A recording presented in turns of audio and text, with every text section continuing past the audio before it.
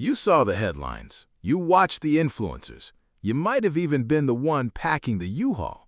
Between 2020 and 2026, Texas wasn't just a state, it was a lifeboat.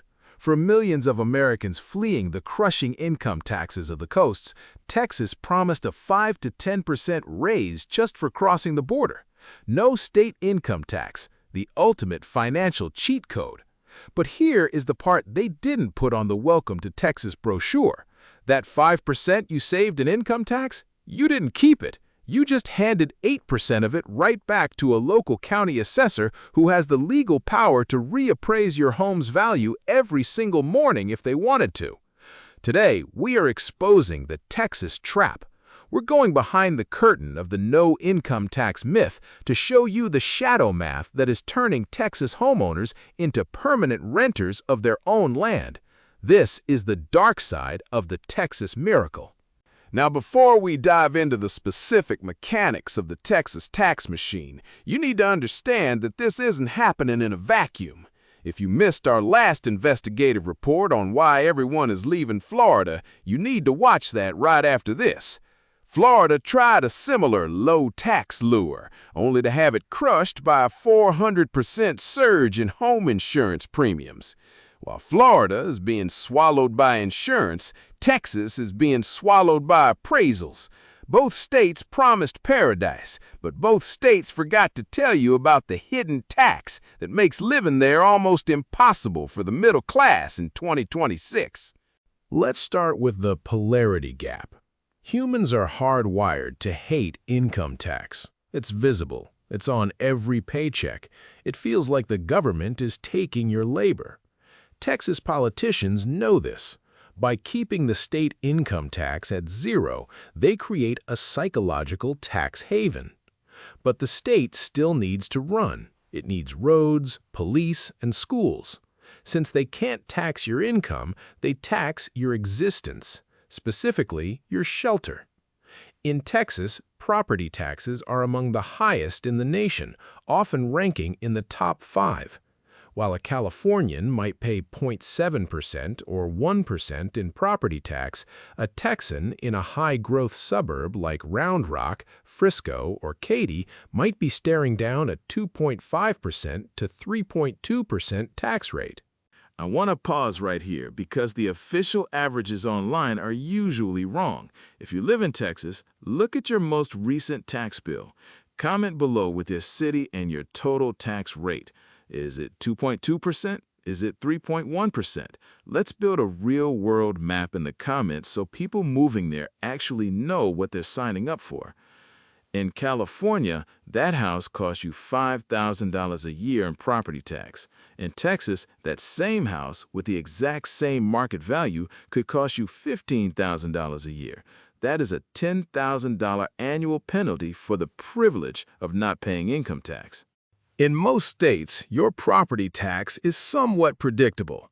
In Texas, your tax bill is a moving target, and the person holding the bow is the CAD, the County Appraisal District. This is where the trap truly closes. Texas has no sales disclosure law. Legally, the state doesn't know what you paid for your house. So how do they determine your market value? They guess. But they don't guess in your favor. We uncovered that CADs across the state are now using mass appraisal algorithms. They buy data from private third-party aggregators, Zillow, Redfin, and mortgage lenders to circumvent the non-disclosure laws.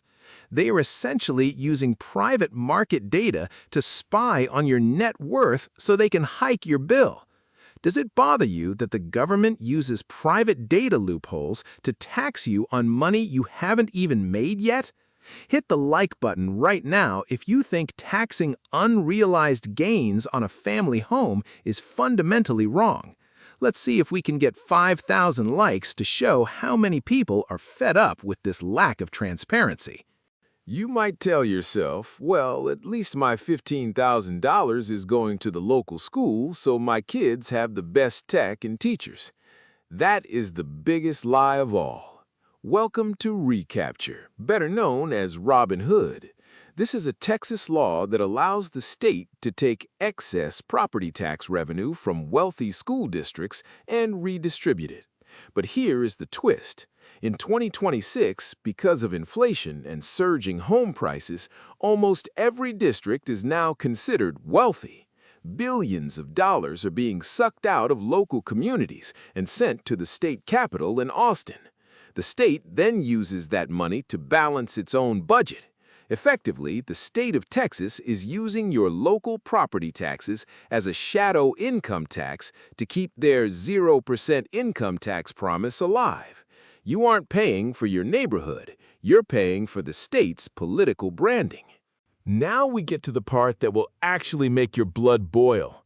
While you were struggling to pay a $1,200 monthly tax escrow, the world's richest corporations are getting a VIP pass. Through programs like the old Chapter 313, now replaced by even more opaque incentives, Texas gives massive tech giants 10-year property tax abatements to build factories and headquarters. Think about that. The corporation with a $1 trillion market cap pays $0 in school taxes, while the family of 4 across the street pays double to make up for the infrastructure, the roads, and the utility strain those companies bring. Is job creation worth the literal bankruptcy of the local homeowner, or is Texas just selling out its residents to look good in the business journals? Comment corporate if you think these companies should pay their fair share, or jobs if you think the trade-off is worth it. I'll be hearting the most well-reasoned arguments. The trap isn't just the tax bill, it's the Texas premium on everything else. The tolls? Texas has more toll roads than almost any other state. If you aren't paying income tax, you're paying $15 a day just to drive to work. The utilities? The Texas power grid. We've all seen the headlines.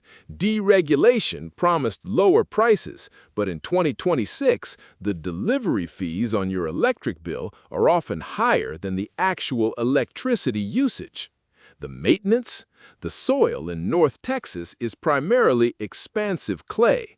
It's shifting ground. Ask any Texan about their foundation repair bill. It's not a matter of if, but when. So what can you do? In Texas, protesting your CAD value has become a cottage industry. Thousands of people hire firms to fight their valuations every year. But even if you win and get a 5% reduction, the market value will just rise 10% next year. It's like trying to shovel snow during a blizzard. The only real way to win the Texas trap is to understand the math before you sign the closing papers. You have to calculate the total cost of ownership, not just the mortgage, because in Texas, the government is your permanent co-owner, and they are a very greedy partner. Texas is still a land of opportunity. It's beautiful, the people are incredible, and the economy is a juggernaut. But the low tax marketing is a relic of the past. In 2026, Texas is a pay-to-play state. If you're a high earner making $500K a year, the 0% income tax still makes sense. But if you're a middle-class family, you might find that the trap is designed to keep you working just to stay in the house you thought you owned. So if Texas is a trap and Florida is a sinking ship, where's the money actually going? We've mapped every zip code in the country to find the 5 U.S. cities where $100K still feels like wealth. One of them's in the Rust Belt, and the math is absolutely undeniable. That video is dropping next. Hit the notification bell so you don't miss it, and I'll see you in the next one.